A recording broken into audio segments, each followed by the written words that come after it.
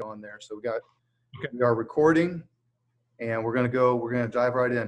Hey everybody, Josh Null here with Gulf Coast Financial Advisors. Thank you all for joining us.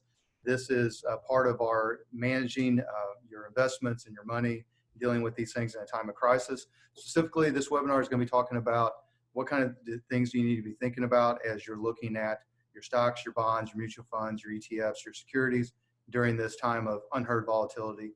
I am joined by Chris Bouffard. He is the Managing Director for Wealth Management of Prime Capital Investment Advisors.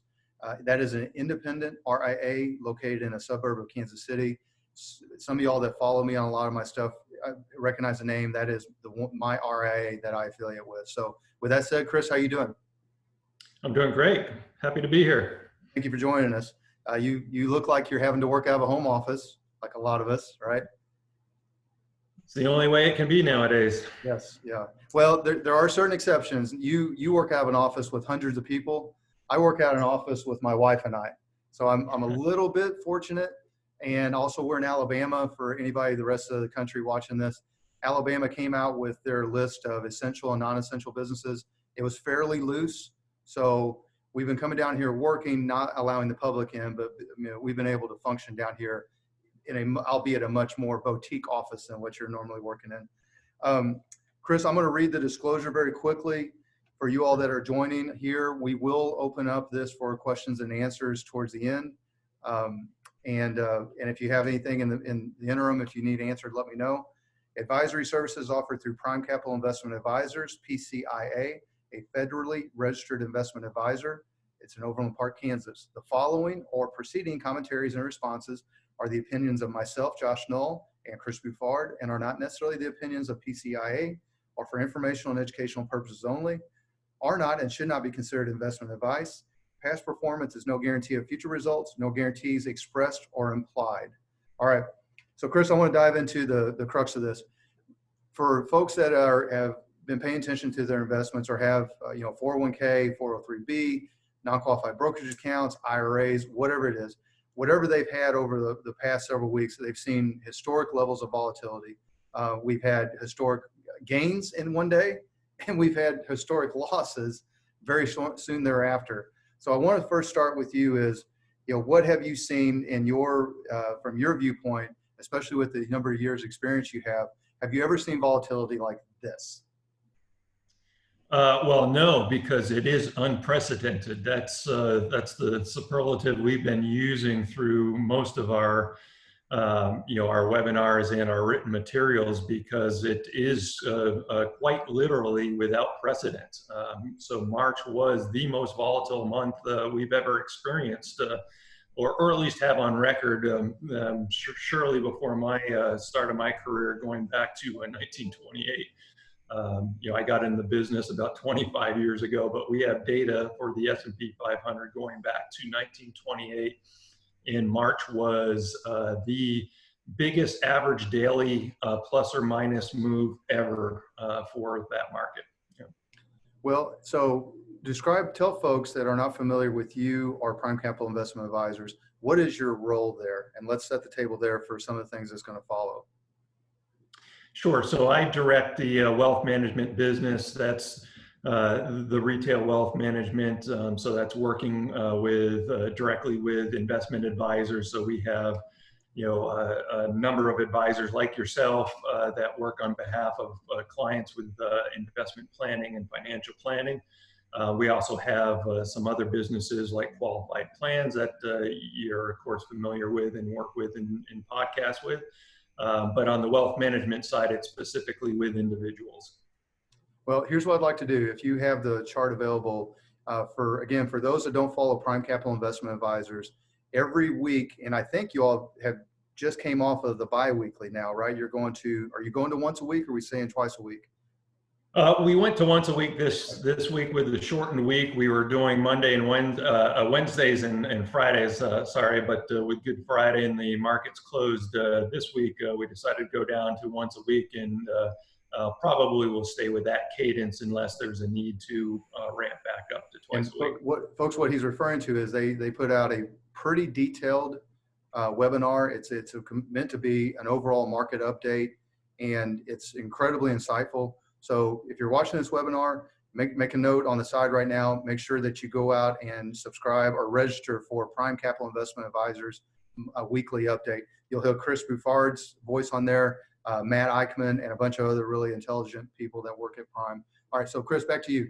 On some of that webinar that you did, or the webinar y'all do, the last one you had some, I thought, some really impactful charts. You mind if I ask you to bring up the one that showed visually the volatility that we've seen over the last several weeks? Do you have that handy? Sure. Bear with me 1 minute. I'll bring that up.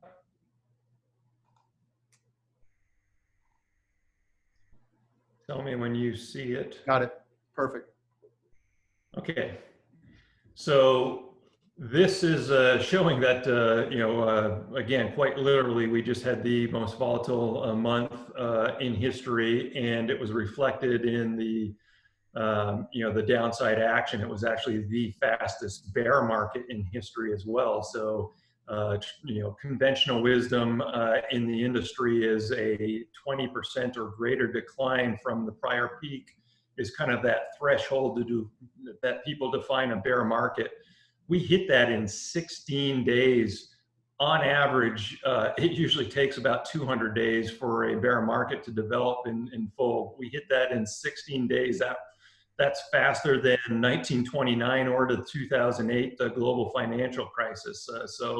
Again, it was a month to remember, and that's exactly what the headlines were shouting.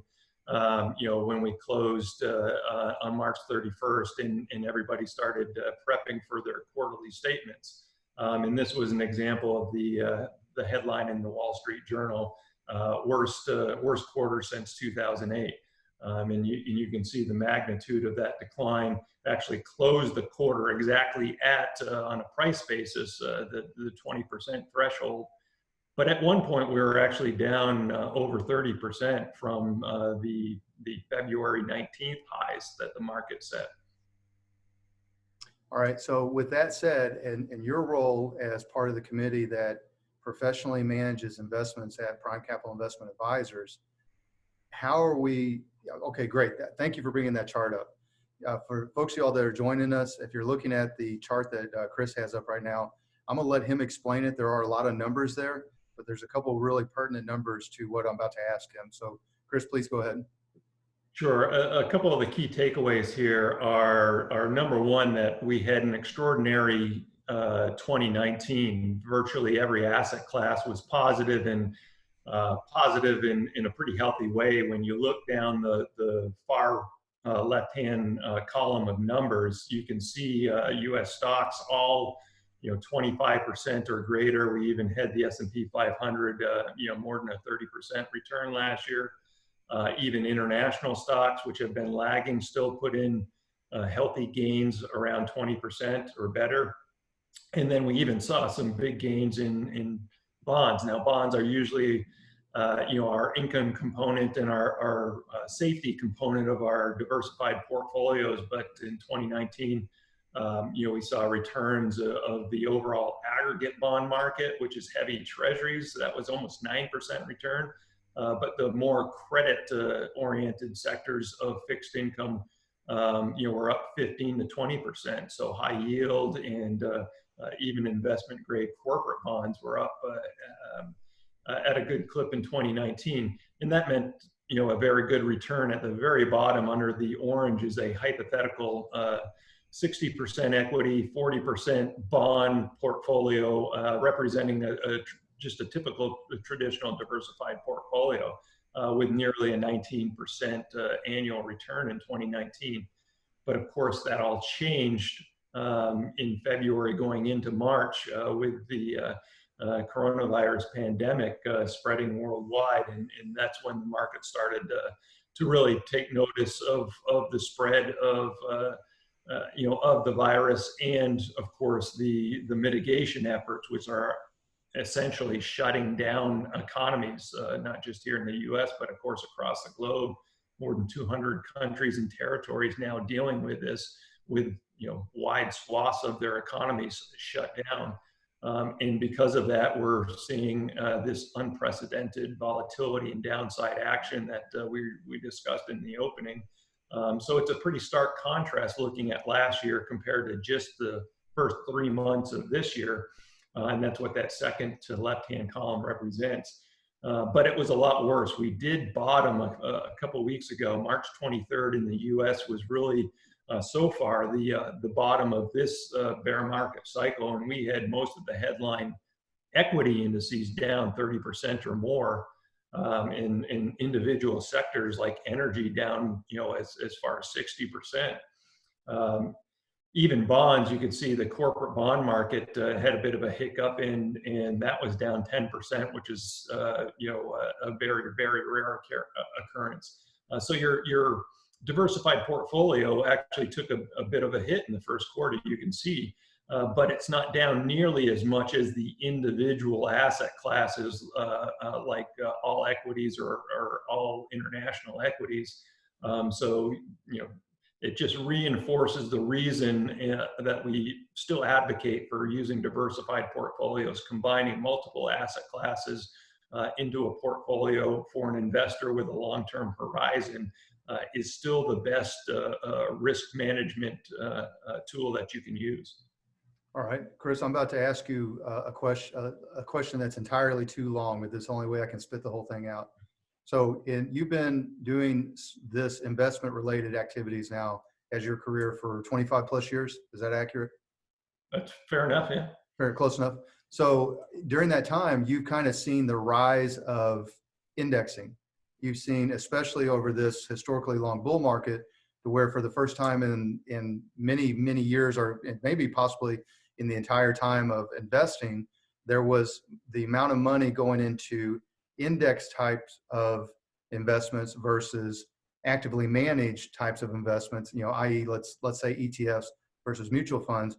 For the first time, that kind of flipped, where there was this massive inflow into index type of products. The point of me laying that out there is, how do you feel as a professional portfolio manager, you all have balanced that over the last couple of years as the price to earnings ratio, the numbers kept ticking up and up and up, but we're all sitting here trying to build a rock solid portfolio that can withstand certain things coming. None of us saw the crisis, right? But I think we all had enough common sense to know that the bull market was not going to go forever. So how did you balance basically kind of a behind the scenes historical change of how people invest with your job and part of the portfolio management at a large independent RIA? I hope that question makes sense to you. It does, and there's several facets to it. I'll see if I can't address them succinctly and sufficiently. I'd first say the same concepts that we just discussed in terms of using diversified portfolios to mitigate the ups and downs of the market and compound more effectively over the long term. Basically, we're not in a diversified portfolio going to participate to the full extent in an up market like we had in 2019. So those individual equity categories are going to do better than your diversified portfolio, which by definition is still going to have some non-equity components to it that will somewhat anchor the upside. But more importantly, going to the downside, you're not going to participate 100% on the downside. So that's a key component of using diversification as a risk management and long-term wealth compounding tool. The same concept can be applied to the investment styles that you use, and our Chief Investment Officer, Chris Osmond, and our entire investment advisory committee are still advocates for active management, despite that pretty prevalent trend that you mentioned of the large parts of the industry going entirely indexed. Well, if you get with an index, by definition, you get 100% of the upside of that index, and you get 100% of the downside of that index. One of the things we do is try to remain partial to both active investment management and the passive investment management. We don't feel we need to be dogmatic to one or the other. There's a place for both of them in our portfolios, and we do combine for most of our client portfolios, elements of both active and passive. In active managers, we seek out active managers that have those same characteristics, that won't always participate all the way on an upside, but then do a very good job of mitigating the downside risk management. So we'll give up some of the upside to protect on the downside, because there's a little known secret in the industry that the return behavior of downside returns are asymmetric. That when you lose 25% in your portfolio, you don't need 20% to get back to even. Now you actually need 25%. So giving up some of the upside to mitigate the asymmetric nature of downside deviations is a key component in our overall philosophy. Myself, again, our Chief Investment Officer, Chris Osmond, and our entire investment committee. And those are things that we look at pretty carefully when we're doing due diligence, evaluating an asset manager to be part of our portfolios. Whether it's a passive or active, we want to fully understand the behavior of that manager or that passive strategy and how it interacts with the rest of the portfolio. But overall, we're trying to find a good upside downside capture risk reward balance. I'll be honest with you, that was very well said. I as for any of my clients watching this, just to remind you, I know you see it on your statement, but Prime Capital Investment Advisors is the independent RIA that I'm affiliated with through the Schwab platform. And what Chris just said is this country boy telling you, hey, we try to build these things where you don't take the elevator down and have to walk the stairs back up. Is that fair? That's one of the oldest axioms on Wall Street. That's Markets take the stairs up and the elevator down.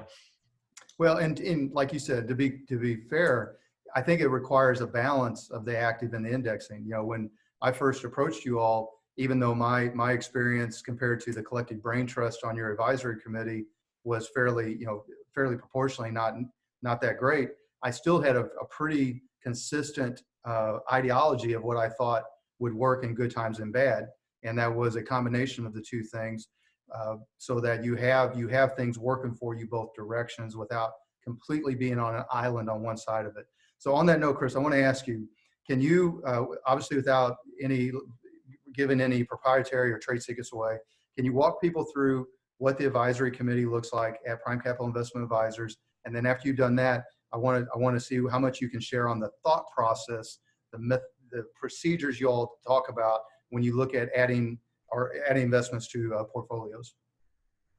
Sure, happy to. So, I'm really proud to be part of Prime Capital and Investment Advisors. And one of the things that attracted me to be part of the team and join them is the whole structure of the Investment Advisory Committee. It's a committee that has both the investment professional representatives, like I mentioned, our CIO, Chris Osmond, our portfolio manager, Eric Krause, our investment associate, Brett Null. But we're also joined by a number of our advisors that do a great job representing the advisor perspective in this process. So we're never losing sight of the advisor, and key to that, never losing sight of the end client and their perspective. So we have members, 13 members of the committee, mixed between the investment professionals and the advisors, and then including some onlookers like our chief compliance officer. In terms of working, we have formal monthly meetings, but we do a lot of intra-month informal discussions and emailing. And in fact, through this whole process, starting way back in the beginning of March, we started to move our formal monthly meeting to a weekly meeting, just given all the activity that was happening in the markets. So we wanted to and did move that up to a weekly cadence, and still, quite frankly, are having discussions either through these mediums or through email and chats on essentially a daily basis, because we're seeing markets move more than we've ever seen in our lifetime. We just, like you said up front, we're seeing moves in a single day that we didn't see in entire calendar quarters before. One example of that is and it ties into the active passive discussion we just had. So as a committee, we discuss, all the asset classes, we evaluate our positioning and our exposures to those asset classes. And then we also want to evaluate the individual investments within those asset classes. One example of that is just in terms of looking at small capitalization stocks. So not the S&P 500, which are household, Fortune 500 type of names, but small capitalization stocks, small companies.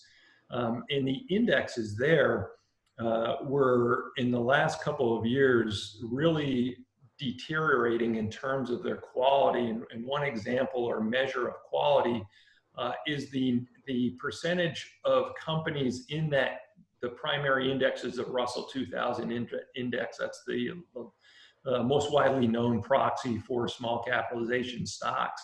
And the companies in that index were less and less profitable. In fact, they were nearing about 40% of the companies in that index didn't have earnings. So as we got later and later in the investment cycle, and especially towards the end of last year when they went on a tremendous run, that's where we said, that's not a space where we want to be just 100% passive, even though it's cheaper. We didn't like the declining quality of that index and wanted to have active managers that actually look at those companies, scrub the balance sheets and cash flow statements, interview the management teams of those companies, and basically just didn't want to have the exposure to a bunch of companies without revenues in a space where rates could conceivably go up. It'd be harder for them to get funding, or if we went into a tougher economic time and they had harder times getting credit to pay their loans and service their loans, those were all things we were getting concerned with. So we did go, number one, we lowered our exposure to small caps, and we also went more active in the small caps capitalization space. Who knew that would the accelerator be pressed through the floor? No one really foresaw that, but that's I guess part of risk management is making sure that you're prepared ahead of time. Well, maybe Bill Gates did, to be fair. I mean, he was banging that drum a little bit, to be fair. So, all right, Chris, let me ask you this then. When someone, right now, obviously a lot of your advisors are getting asked, is it a good time to invest? What should I be doing with my 401k? I mean, those are probably, I haven't looked, but I bet that's the two most Googled questions around investments right now. Without, diving into specific advice for someone, can you at least kind of provide some framework for somebody that either is has investments right now and is seeing those things jump around and is of a nature where that can bother them a little bit, or maybe they're getting close to their end of their accumulation years. And then B, the second part of the question is someone that is looking potentially to make a move into the market in a substantial way relative to their position for the first time in their career. Sure, and I appreciate the way you frame the question, because I think it's important to look at some of those things that you mentioned in the question. That what is your risk tolerance and what is your timeline, and those are two of the biggest components that you need to pay attention to in assessing what the appropriate investment portfolio for your goals are. Now, if you're very near, your goal, whether it's retirement or buying another home, as that time horizon to that goal diminishes and gets closer and closer, that's when you don't want to have heavy exposure to heavy risk assets like equities. or aggressive equities, because there's by definition a chance in by behavior that those things can move more than a defensive asset like a bond. So as you approach that goal, you want to make sure you have more certainty that you're going to reach that goal. So you need to move and be more biased towards the investments that aren't going to fluctuate as much on any given daily basis. If your time horizon, in contrast, is 2, 3, 5 years or beyond, then you can start at least from a time horizon perspective, you can start to tolerate more risky and more volatile investments. Now, there's also your own personal behavior biases that you need to be comfortable with the ups and downs of those asset classes. But if your time horizon is 5, 10 years or longer, like a retirement goal for someone still in accumulation phase, you really do need to learn to accept the volatility in the market and realize that when you're going through an investment plan or a financial plan with your financial advisor, and using assumptions, the long-term averages of markets, these kind of events are baked into those assumptions that, when you're looking at a 20, 30-year average return and the volatility that comes with it, it's including these kind of events. So you can't, you can't up and leave and get out of the market or leave that goal midstream. That was part of the assumption in hopefully that was part of the assumption in putting together that plan. And one other aspect here, of course, is combining all of those, facets, the time horizon, the asset classes and exposures, and your own personal risk level to something that you can live with long enough for that investment goals horizon. So that's one of the things, advisors and of course ourselves would stress heavily. Okay, very good. I'm going to have you, I've got one last quick question for you. I'm going to have you go ahead and end the share screen so people can see both of us, see our pretty mugs.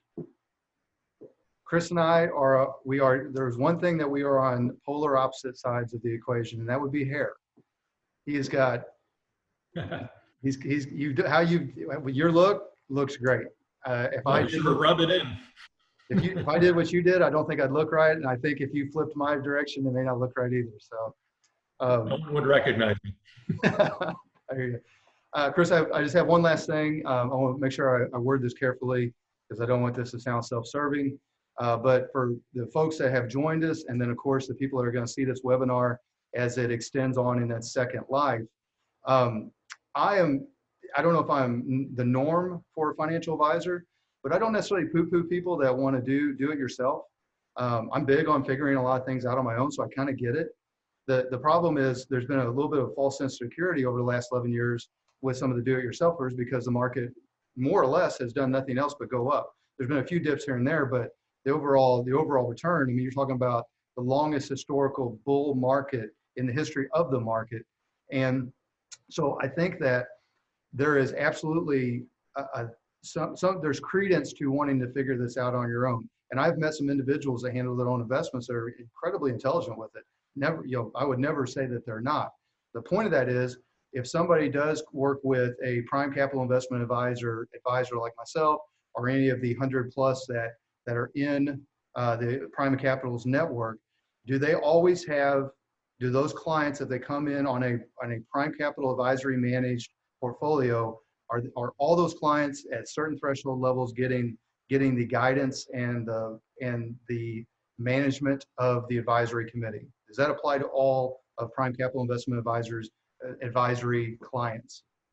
Oh, certainly, absolutely, and that'll be determined, as you said, by the advisor discretion in terms of which strategies that we manage at Prime Capital. We have core diversified portfolios, we have specialized satellite strategies, and of course the advisor working and having the relationship with the end client is the one that knows best what's most appropriate and how to combine those for the client's individual needs. Well, I tell you what, with you willing and able, of course, we're going to do this webinar again next week. Same general topic, but I'd like to bring up some of the portfolios and show people how that works, because quite honestly, as an advisor, when I show these portfolios, and obviously I have a hand in the things that I do on my end with the client, but now that I've got you on the line, it's like having the actual artist that wrote and sung the song to show people this is how the stuff was put together. And I think that's pretty valuable. So Chris, with that, unless you have anything else to add, I'm gonna go ahead and start wrapping it up.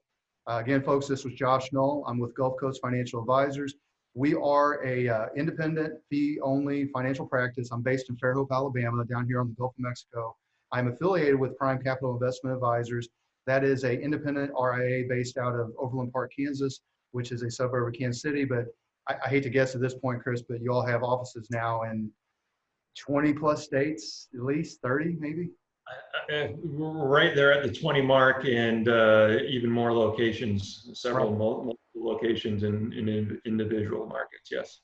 Okay, and I was joined today by Chris Bouffard. He is the Managing Director for Wealth Management at Prime Capital Investment Advisors. That's the tie between Chris and I. So Chris, all that said, man, thank you very much. You came in, did fantastic like I knew you would. So thank you. My pleasure. Okay. All right, you all, we will record this and release it later. I don't see, so Chris, one thing I forgot. I don't see any questions right now. You all, obviously, if you're on this, then you are probably in my network in some capacity. You know that I'm very easy to find. Send your questions like as you can. Just understand that a lot of times I have to take those questions directly to phone or email to answer them properly, but I will always get back to you. So with that said, thank you all very much. This has been Evaluating Your Investments in a Time of Crisis. We will see you all again next week.